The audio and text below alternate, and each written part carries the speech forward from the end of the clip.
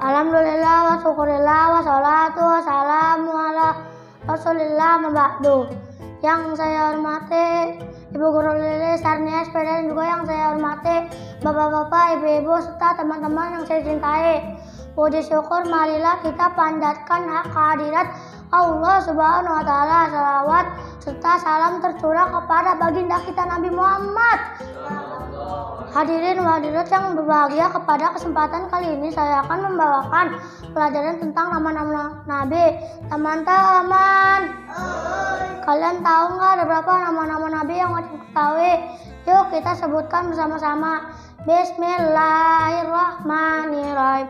Adapun nabi-nabi yang wajib diketahui itu ada 25. Adam, Idris, Nuh, Saleh, Ibrahim, Lut, Ismail, Isa, Yakub, Yusuf, Ayub, Suhaib, Musa, Harun, Zulkifli, Daud, Sulaiman, Ilyas, Ayub, Zakaria, Yahya, Isa, Muhammad sallallahu alaihi wasallam. Bapak-bapak, ibu-ibu, hanya ini yang saya sampaikan. Apabila ada kekurangan, wassalamualaikum warahmatullahi wabarakatuh.